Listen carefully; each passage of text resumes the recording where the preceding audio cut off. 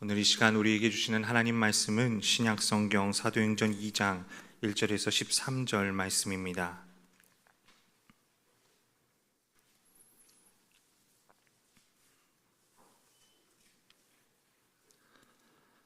사도행전 2장 1절에서 13절까지 말씀을 저와 여러분이 한 절씩 교독하겠습니다. 오순절 날이 이미 이름에 그들이 다 같이 한 곳에 모였더니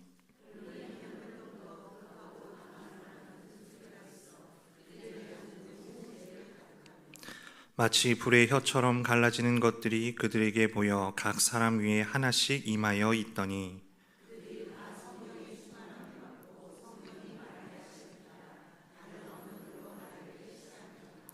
그때에 경건한 유대인들이 천하 각국으로부터 와서 예루살렘에 머물러 있더니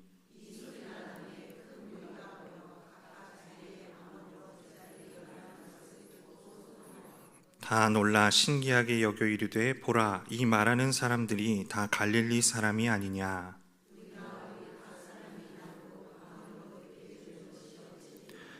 우리는 바데인과 메데인과 엘람인과 또 메소보다미아, 유대와 갑바도기아, 본도와 아시아,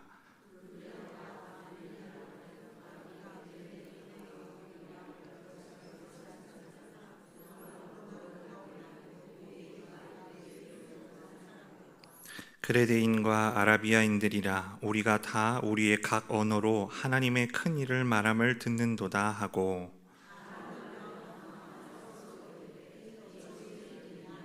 함께 읽겠습니다. 또 어떤 이들은 조롱하여 이르되 그들이 세술에 취하였다 하더라. 아멘.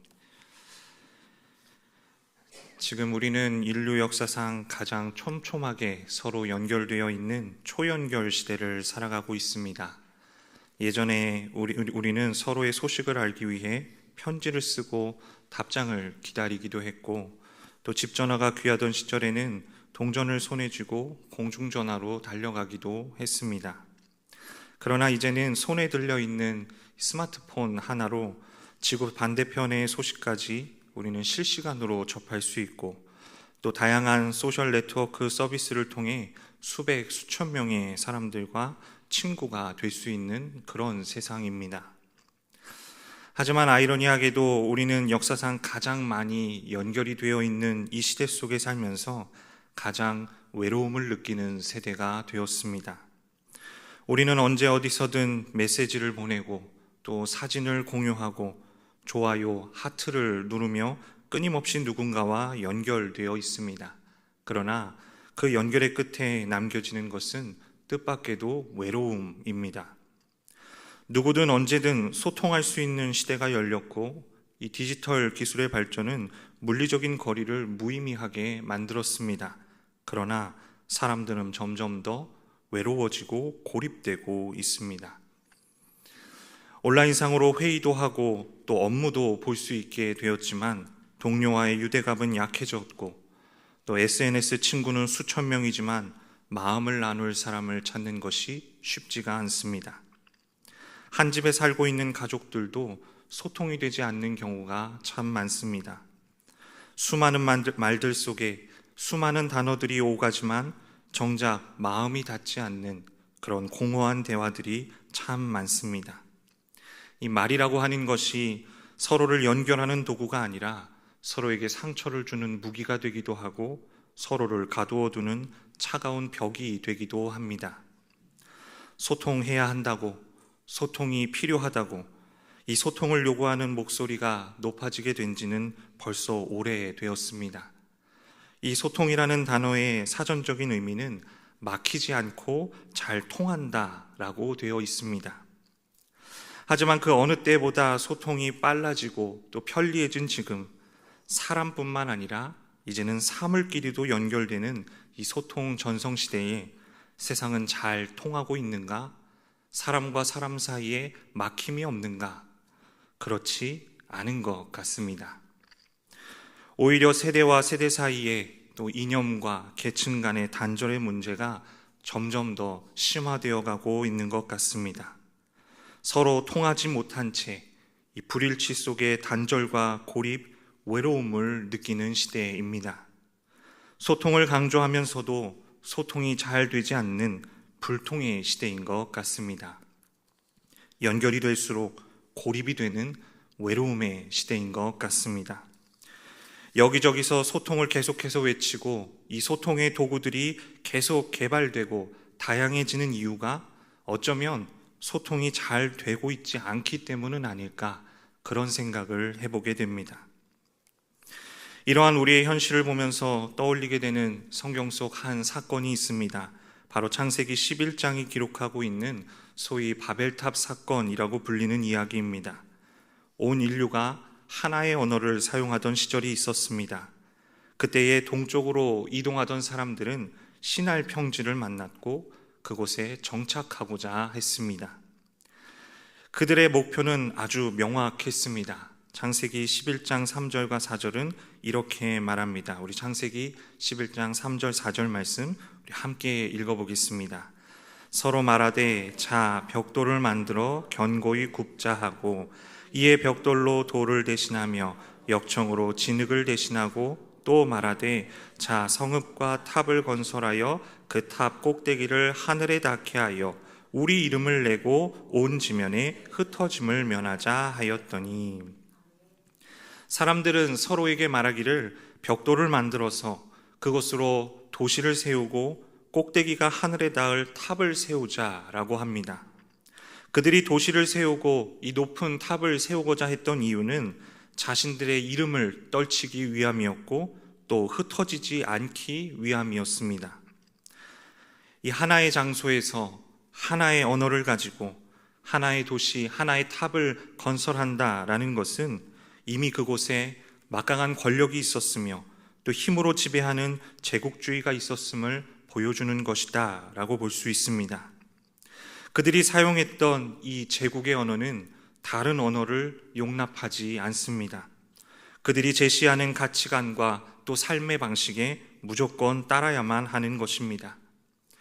그들의 가치관과 삶의 방식은 무엇이었는가? 그것은 스스로를 높이고 자신들의 이름을 떨치는 것이었습니다. 하나님의 자리에 인간의 영광을 세우려는 것이었습니다.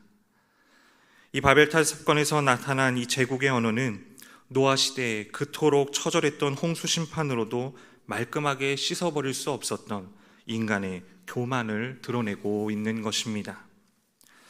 하나님께서는 이러한 인간의 모습을 그냥 두고 보지 않으시고 이 교만의 탑을 무너뜨리셨습니다. 그들의 언어를 혼잡하게 하여 서로 알아듣지 못하게 하셨고 사람들을 온 지면에 흩어지게 만드셨습니다. 여러분, 이 언어라고 하는 것은 단순한 기호가 아니라 이해를 전달하는 매체입니다.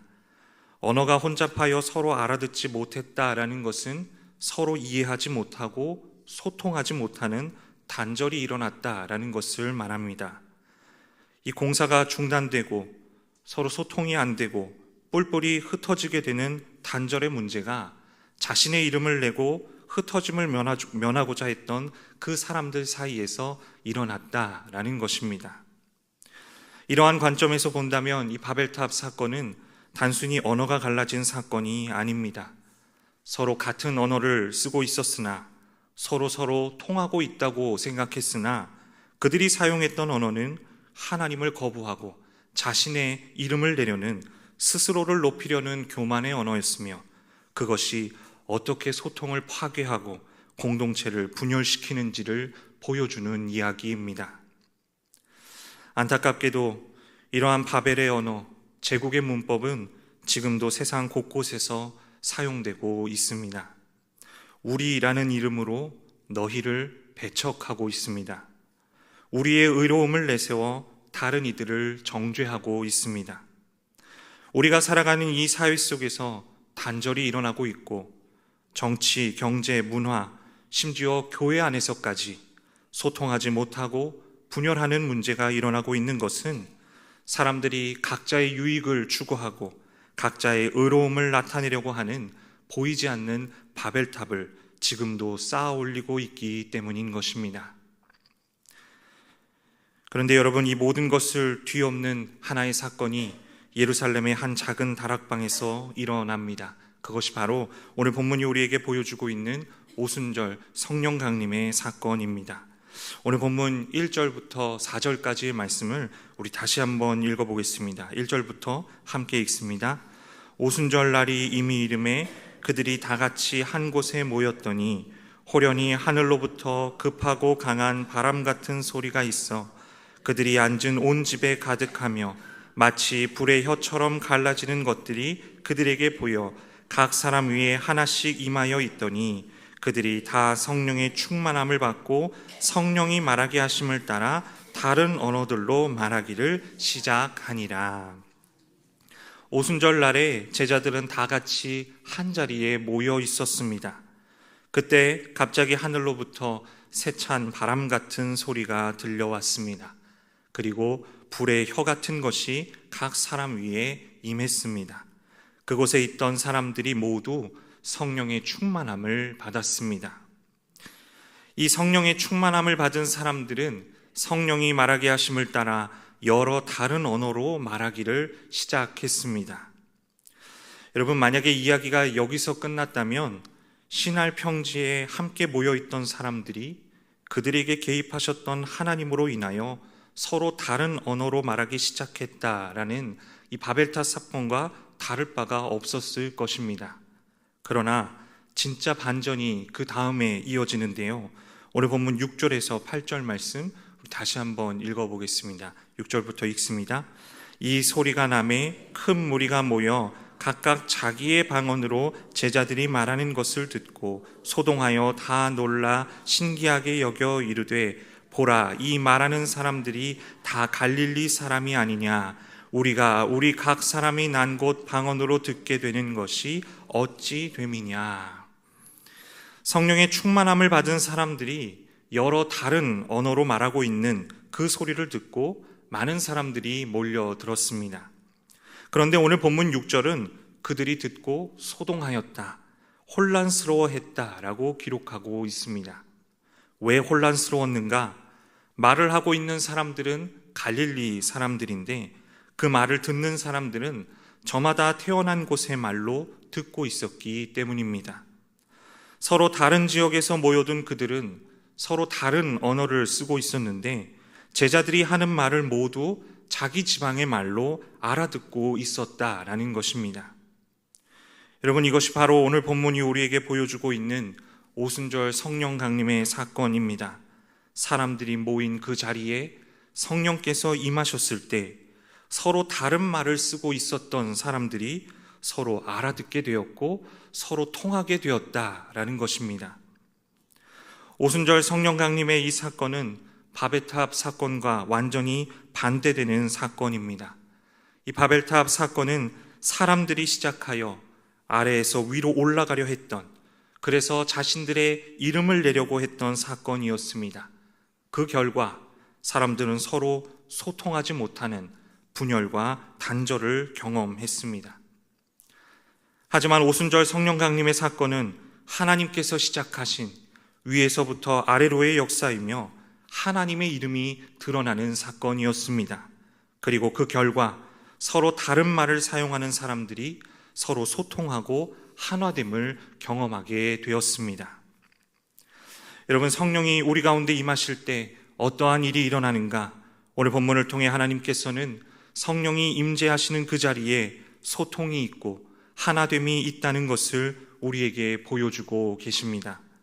성령의 언어가 우리 가운데 있을 때 우리는 서로 막힘없이 통하고 하나가 되어 살아갈 수 있는 것입니다. 여기서 한 가지 우리가 주목할 것은 바벨탑을 쌓던 사람들은 같은 언어를 사용하다가 언어의 혼란을 겪게 되었는데요. 이들이 겪었던 이 불통과 단절을 치유하시는 하나님의 방법은 이 모든 언어들을 없애고 다시 하나의 언어, 제국의 언어를 주신 것이 아니라는 사실입니다. 오히려 하나님께서는 각 사람의 고유한 언어와 문화를 그대로 두시면서 그 모든 언어를 통해 하나의 복음을 듣고 이해하게 하셨습니다. 오늘 본문 11절 하반절은 이렇게 기록되어 있습니다. 우리 오늘 본문 11절 하반절 다시 한번 읽어보겠습니다. 우리가 다 우리의 각 언어로 하나님의 큰 일을 말함을 듣는도다 하고, 성령의 임재를 경험한 제자들이 무슨 말을 하고 있었는가? 오늘 본문 11절은 그것이 하나님의 큰 일이라고 밝히고 있습니다. 성령이 임하실 때 제자들이 성령의 충만함을 받고 말을 하기 시작했는데 그들이 한 말은 하나님의 큰 일, 다시 말해 예수 그리스도를 통해 모든 인류를 구원하신 하나님의 복음이었습니다.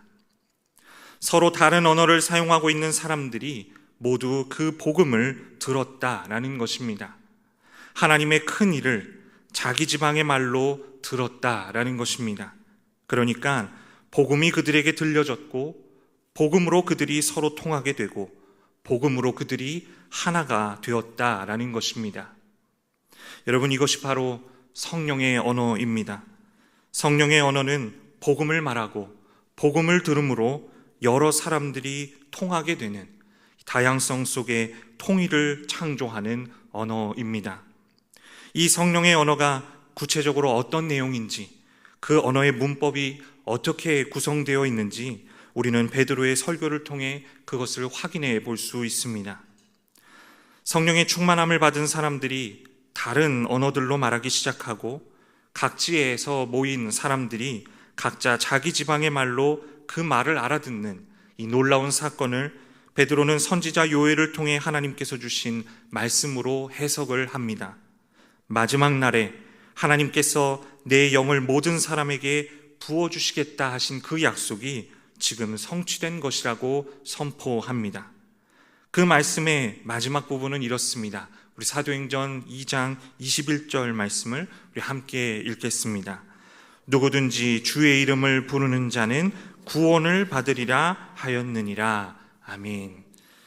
바벨탑을 쌓던 사람들이 사용하던 제국의 언어는 그 주어가 우리였습니다. 너희는 안 되고 우리만 되는 배타적인 표현이었습니다. 그러나 성령의 새로운 언어에서 그 주어는 누구든지입니다. 인종, 성별, 나이, 신분과 상관없다는 말입니다. 어느 누구라도 상관이 없는 것입니다. 바벨의 언어는 그 목적어가 우리의 이름이었습니다. 자신들의 이름이 목적이었습니다. 그러나 성령의 새로운 언어에서 그 목적어는 주의 이름입니다. 하나님의 이름이 불려지고 하나님의 이름이 드러나는 것입니다. 마지막으로 바벨에서 사용된 동사는 떨치자, 높이자였습니다. 스스로의 위상을 드러내고 스스로를 높이는 것이었습니다.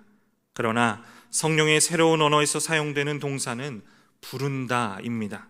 하나님을 부르는 것입니다.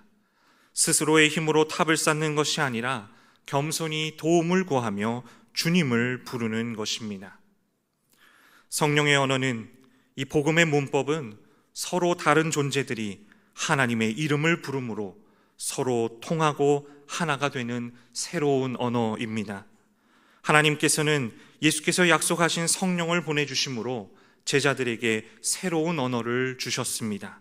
그리고 그 새로운 언어를 사용하는 원어민으로 그들을 부르신 하나님께서는 이 땅에 교회를 세우셨고 또한 그들을 세상 가운데로 파송하셨습니다.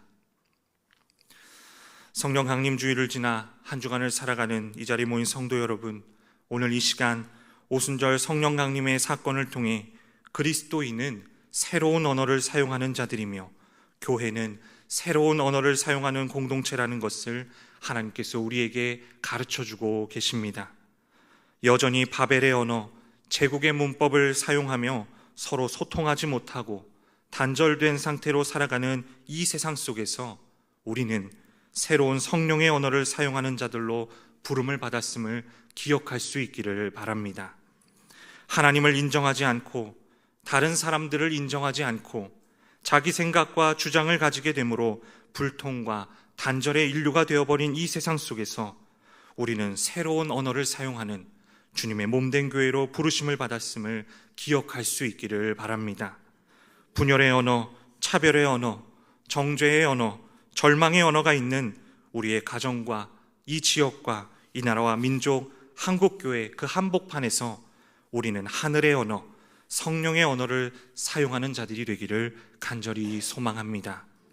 성령의 언어, 복음의 문법으로 다양한 사람들, 다양한 생각들, 다양한 삶의 문화 속에서 일치를 이루는 것이 성령 충만한 그리스도인의 모습이며 교회의 사명임을 깨닫는 저와 여러분 되기를 간절히 바랍니다. 소통하지 못하는 세상 속에서, 서로 통하지 못하고 하나가 되지 못하는 공동체 속에서 서로 막힘없이 통하고 하나가 되게 하는 방법은 복음을 말하는 것입니다. 나의 이름이 아니라 주님의 이름을 부르는 것입니다. 스스로의 힘을 의지하는 것이 아니라 하나님을 의지하여 주님의 이름만을 높이는 것입니다. 우리 안에 성령이 임하실 때 우리는 세상이 이해할 수 없는 하늘의 기쁨과 평화의 언어를 말하게 될 줄로 믿습니다. 우리 안에 성령이 임하실 때 막힌 것을 허물고 통하게 하는, 분열된 것을 하나로 묶는 새로운 언어가 우리의 언어가 될 줄로 믿습니다.